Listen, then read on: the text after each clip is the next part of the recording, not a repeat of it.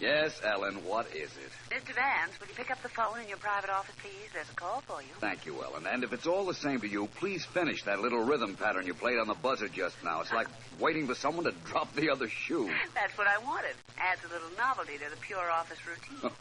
Miss Deering, are you happy in your work? That's all. Won't happen again, Vance.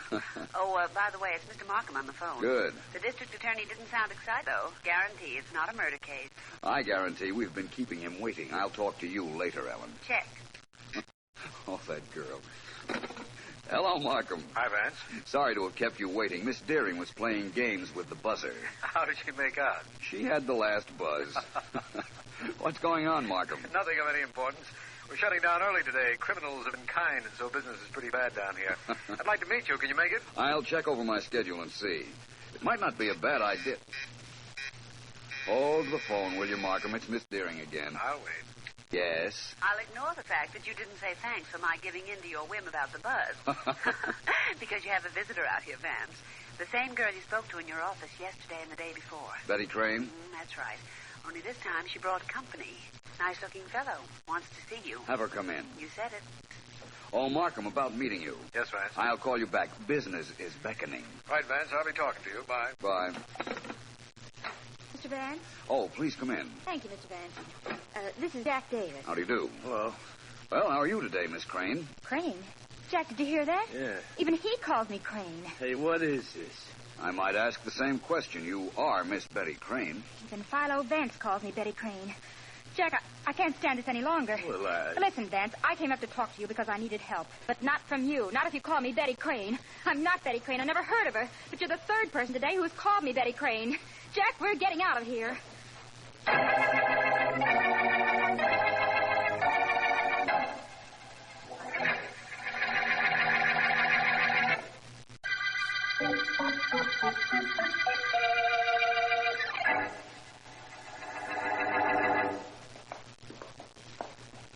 The boss shouldn't have sent me to see Vance. If anybody else calls me Betty Crane, I'll hop out of my skin. Oh, take it easy, Janie. Take it easy. Come on in. Let's report to the big man. Hi. Hello, boss. Go on in, Janie. Right. Well, you two? Get the Vance all right? Boss, something's awful funny. Vance pretended he knew me and called me Betty Crane. Yeah, that's right, boss. I was there. It's the third time today somebody's called me that name. I don't know what's going on. Neither do I. Tell you one thing it means, though. It means we operate without Vance. Maybe that's just as good. I never wanted him in on our racket in the first place. We're not doing things the way you want, Jack. Vance would have been a great guy on our side if the district attorney found out what we're doing. That's why I sent Janie to see him. Vance and Markham are buddies. If we could have gotten Vance in with us, of course, he'd never know what he really were doing. We'd be safe from the DA forever. Well, it's out, and that's that. Well, never mind that's that. From here in, what's what? We proceed according to plan. Tomorrow, you and I go to see our first 3 prospects and close the deals we've started. Everything entirely reasonable, you understand. But, Jack. Yeah, boss. Better bring your gun along, in case our friends don't listen to reason.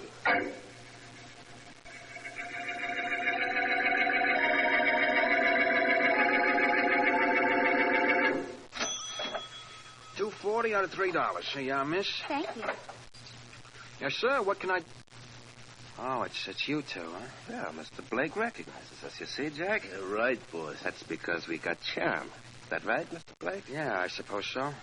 Had a chance to think over what we spoke to you about, Mr. Blake? Well, I Good. It's fine. I'm glad to hear you're going to be with us. Kind of like to have this drugstore as one of our outlets. Now, do what you're told, Mr. Blake. Keep your mouth shut, and you'll be healthy, wealthy, and wise to the fact there's more than one way to make a buck. We'll be seeing you tomorrow night, Mr. Blake.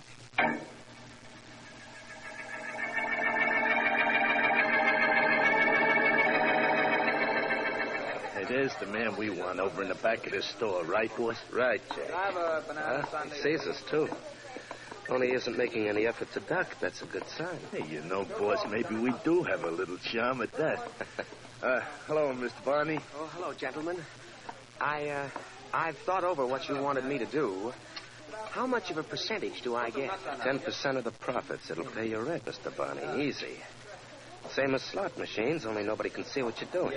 Glad you'll be with us. Start doing business first thing in the morning, but only with customers you trust. Get that? Yes, I understand. Good. Well, so long, Mr. Barney. Glad you're with us. And you're going to be glad, too. Am I? I wonder.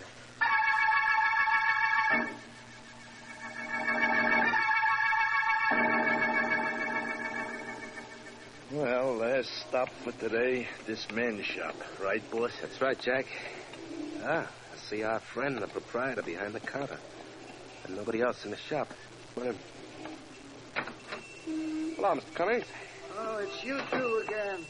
Well, charm isn't working so good here, Jack. Now, look, both of you. You came into my store yesterday. I told you I didn't want anything to do with your idea. That's right, you did. But the boss here was very nice to you. He decided to give you a day to think it over. That's why we're here.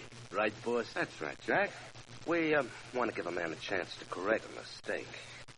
Now, Miss Cummings, please be smart. You take no risk. All you do is collect. What could be sweeter than that? It's dishonest, and I won't do it. What's more, I'm going to the district attorney first thing in the morning and tell him what you two are up to. Well, now, I wouldn't do that if I was him. Right, boss? No, I wouldn't, Jack. Mr. Cummings, I wish you'd change your mind about going to the VA. Yes, I bet you wish I would, but I'm not changing it. I'll never change my mind about that. Jack? Right. Oh. I sure changed his mind. Right, boss?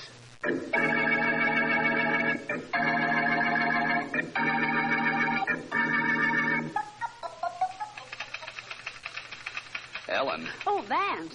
Oh, you scared me. I didn't hear you sneaking up on me. I didn't sneak up. Your typewriter was so loud, you just didn't hear me. Well, next week, you better get a silent typewriter. Or a silent secretary. Ellen, did that Miss Crane call this morning? No, she didn't, Vance. Don't you think it's about time you cleared up that mystery? Why did she deny that she was Betty Crane or that she'd been here twice this week when she walked in here yesterday? I don't know. There could be two people who look exactly alike, you know, Vance. I once saw that in a movie, and nobody could tell Ellen. Okay, but I saw it. What's your explanation of the girl? I don't have any. You see, Ellen, I don't make any explanations. Things explain themselves to me. They either fall into a pattern or they don't. No pattern? None that has a reasonable shape, Ellen. Now, suppose you... Vance, glad you're here. Well... Oh, hi. Hello, Markham. You look excited. What's happened? Somebody murdered a man named Joe Cummings in his haberdashery shop an hour ago. We need help on this one, Vance. Well, glad to hear it. What's the story, Markham? As far as we know, Cummings had no enemies. His shop was just a neighborhood store. Robbery wasn't the motive, and there is no indication of who shot him or why. Leave it to Vance. He'll find a button from the murderer's coat in the dead man's hand, or a mysterious letter that was only partly finished, or something. Not this time he won't. There's absolutely no indication of who it was that killed Cummings. None at all. Well, then there's no point in my going to the scene of the crime, is there? None whatsoever. Vance, I've come to you with a lot of involved cases, and you've succeeded in simplifying them. This one is simplicity itself. A man was killed. Somebody walked into his store, shot him, and walked out again. Now, how do you find a killer in a situation like this? You look for him, Markham. Apparently, he made no mistake committing the crime. But he either made one before, or he will make one now. Killers always make mistakes, Markham. Their first mistake being the fact that they think they can kill and get away with it.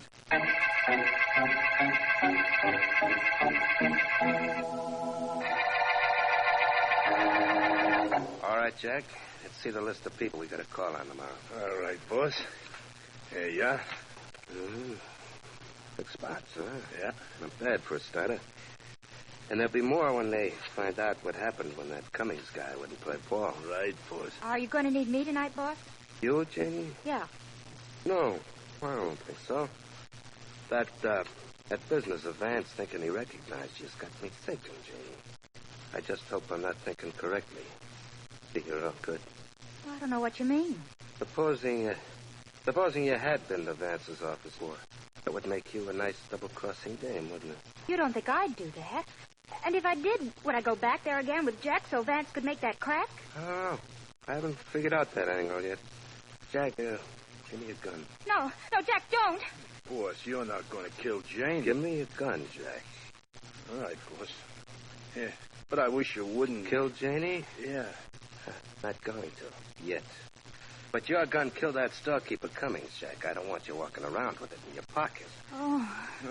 Okay, boss. Thanks for looking out for me. Oh, I look out for everybody who works for me, Jack. I take care of them all. One way or another.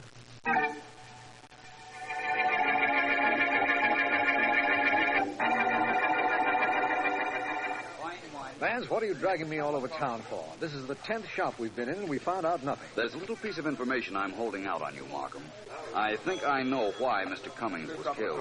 Now, Vance, don't make me go through one of those that's impossible routines. But how could you know? I can't tell you yet. There's the man we want to see, Mr. Barney. He owns this soda store. Come with me. Of course, Vance. Only why are we seeing you? You'll find out in a moment. Oh, Mr. Barney. Yes, gentlemen?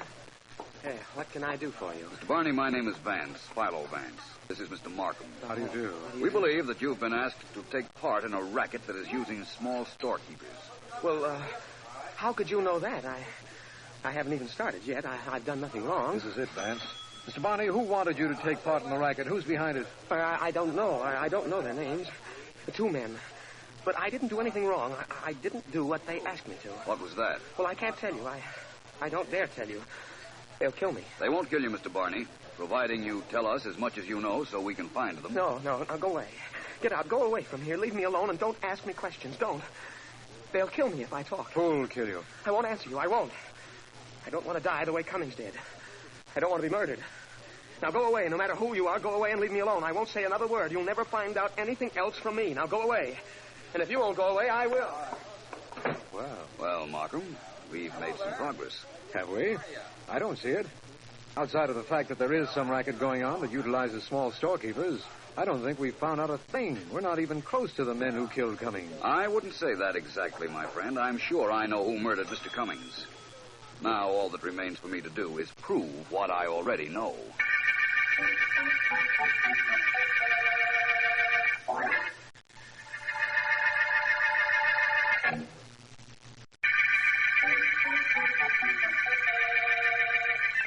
This is District Attorney Markham. The Racket murder case opened with the finding of the body of George Cummings, owner of a small men's shop. In searching for a reason for his death, Philo Vance and I found another shopkeeper who admitted he was about to do something illegitimate for two individuals, but refused either to name them or the racket. Vance is certain he knows who killed Cummings, but admits he has no proof. And to this moment, we don't know what illegitimate activity the killers were promoting. It may be going on right now in any part of the city. Anything else, Mr. Ogden? Yes, Mr. Blake. Here's a slip of paper with bets I want to make today. Please, Mr. Ogden, I'll take that tape. Yeah. I'm keeping all of the slips together in this drawer here. I see. Now, suppose I win. When do I get paid off? Tomorrow at this time. Good enough. See you then, Mr. Blake. So long. Goodbye. Oh, I think business is pretty good, Mr. Blake. Now, aren't you glad I let you in on this gimmick of mine? Yeah, I guess so. I got a drawer full of slips that people give me with their money. You want to take them? Sure do. Tonight I'll figure out who wins dough, and I'll bring you that money tomorrow. 10% of my take goes to you, and no trouble to anybody. Yeah, that's the way it seems. Look, I don't want to tell you your business, and I know it isn't healthy to ask too many questions, but what's the idea of using us storekeepers to take bets? Lots of reasons. One of them is it puts me in the clear. Another one is the suckers know you, and it's easy for them to bet. They don't have to go to look for a bookmaker. Uh-huh. Third reason is I got a dozen guys working for me. A dozen honest guys. You guys. So long. See you tomorrow. Yeah, so long. Hey, Joe. Yeah? Take over for me, will you? I'm going in the back. I won't be more than a few minutes, Joe. Okay. Well, Mr. Blake? Well, did you get a look at him, Mr. Vance? I did just what you told me. You did fine. Yes, I know now whom I'm up against. He has a very cute little racket, hasn't he? He sure has. Well, Mike, he has the racket. But it's time for me to make a little noise.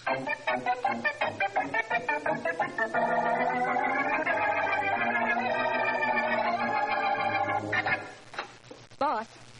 Take it easy, Janie. What's up? Plenty. Well, whatever it is can wait. I'm figuring up our take for today. Not bad, ain't it? Listen to me, boss. I'm not playing games. We're in trouble. What kind of trouble? Boss, when you went in to see Miss Blake, the storekeeper, today, you made me wait in the store until after you'd gone. Oh, I was just covering for myself in case Blake got gay. He got gay, all right. He walked right in the back room of the store. Was in there for a minute. Then Philo Vance walked out. I had to duck or I would have been spotted. Boss, Mr. Blake's double-crossing you. Oh? Jenny, I'm a little surprised that you're telling me that. Just changed my mind about you.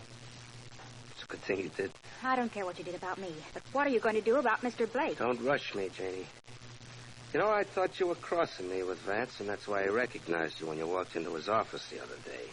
Jack was with you, so you thought fast and scrammed. What would I have been doing with Vance before that? I don't know. Maybe telling him what was on my mind. I never knew what was on your mind. I didn't know about this racket until today. Okay, Janie, I'm happy. Now, go get hold of Jack and tell him I want to see him here in my office. Right. I think I know where I can find him. Make sure you get him. I'm going to give him back his gun. He and I are going to make sure that Mr. Blake sleeps tonight for a long, long time.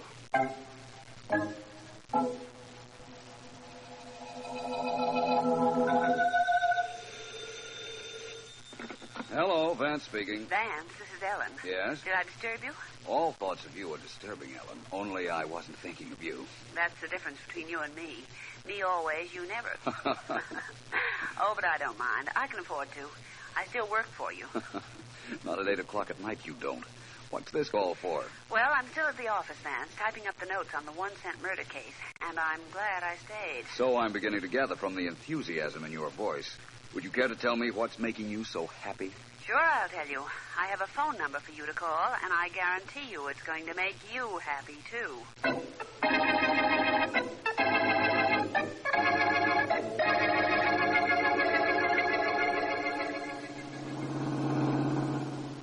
Hey, boss, I understand where we're going and that I gotta knock off that shopkeeper named Blake, but I don't see what good that's gonna do us. It's not going to do him any good either, Jack. I can't let him tip off Vance and the cops as to when I'm due there to pay off on the betting slips he took. And I can't let him pick me out of a police lineup later, can I? No, that's right. You can't, boss. And I can't let him set a bad example for our other clients, either. All right, now that that's settled, let's relax. In 10 minutes... Hey, boss, there's a motorcycle cop on our trail. What do I do? Speed up, shake him off. Okay. No, wait. Just speed up a little. I gotta figure something. Right. Who tipped them off to us, boss? And why don't I let them have it? Get your gun out and keep it handy. Yeah. I think your friend Janie crossed us, and if she did, I want to get that cop, and then we get her. He's coming nearer and nearer. I got a hot gun on me, boss. I'm going to step on it. Okay. Maybe we better make a break. How much can you get out of this bus? 70, 75, maybe. We're crowding 70 now. It's not enough. That guy's right alongside of us. Get over there! All right. You better stop. Only keep that gun handy. Okay. One wrong word and he gets me.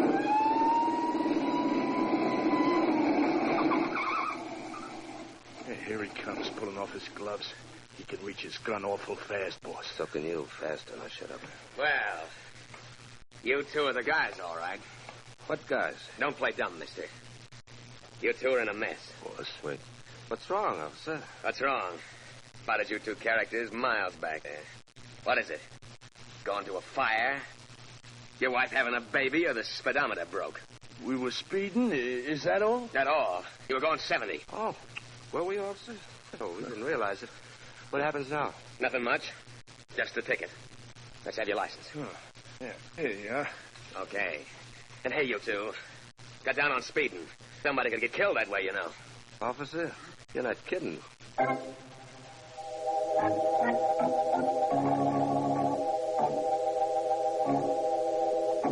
No. Just tell him his boss, Mr. Blake, called. Yeah. That's right. Tell him I'm going to sleep late tomorrow morning and for him to open up the store. Uh-huh. Okay, thanks and good night. Oh, now wherever it shows.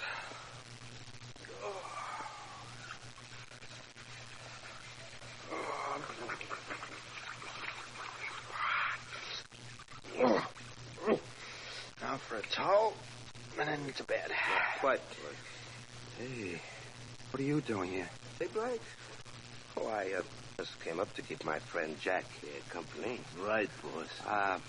I don't really want to see you, Blake, but he does. And I couldn't let him come out so late at night all alone, could I? No. Wait, just Wait just a minute. I don't know what's on your mind, but it's not true. I've been on the level with everything you told me to do. I did everything you said. Tell Jack to put down his gun. Oh, now, wait a minute. You and your friend Philo Vance had a little conference after I left you this afternoon. That was very nice. Philo Vance? I don't know anybody named Philo Vance. Oh, bad liar, isn't it, Jack? Right, boss. Blake, I trusted you, and you've made me very unhappy. I'm the kind of person who can't bear to be unhappy, alone. So, I've got to make you unhappy. That makes sense, doesn't it? Now, look, you've got to believe me. Maybe Vance wasn't back in my store, but I didn't tell him anything. I didn't tell him a thing. You believe that, boss? No. Me neither. Okay, Blake, this is it. No, wait a minute. Jack. Now, Blake, go on over to that table and write a note saying you killed Joe Cummings. Wait a minute. Don't say why, and don't try to slip anything into the note that would bring the cops down on you. Well, Go ahead, do like I told you. Gee, thanks, boss. That takes me right off the spot, don't it? Practically, Jack. Well, Blake, you gonna do it, or would you like to die real slow the hard way? I won't write anything. Oh, that's too... All right, Jack. He's all yours. But, Jack, use the silencer this time. Let's not wake up the neighbors. Huh? Right, boss. Now, Markham, Here we... now. Go ahead, Jack. I'll handle the big boss. Hey, what is... Another shot, my friend. What's going on? How are you doing, Markham? Haven't had so much fun in months. Good. Only my fun's almost over. Here it goes. Oh. My turn with this luck, Vance. Hey, boss, Well, Markham, that was a pretty good night's work, don't you think? Needs a lot of explaining. How you knew all about this and everything else. Glad to tell you, my friend, after I see what's happened to Blake. Maybe he was hit by the bullet that Jack fired. I'm finding out right now. No, Markham, he wasn't hit. He just simply passed out.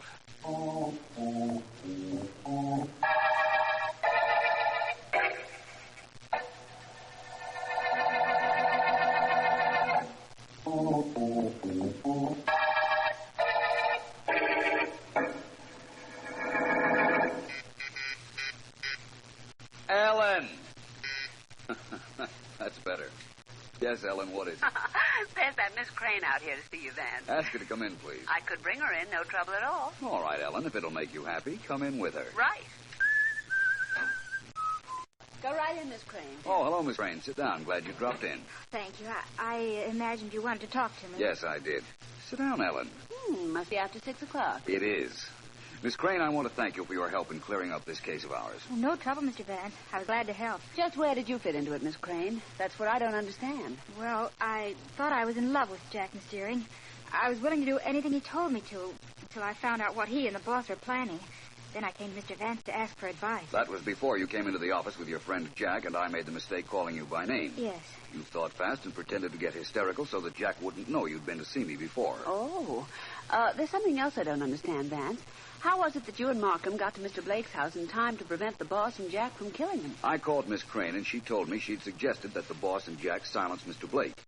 It was her number you gave me on the phone, Ellen. Miss Crane believed they'd used the same gun that killed Cummings, which we now know they did. I called her, I called Markham, and we were in Mr. Blake's bedroom in time to prevent the murder. I had to tell the boss and Jack that Mr. Blake was in touch with you, Vance.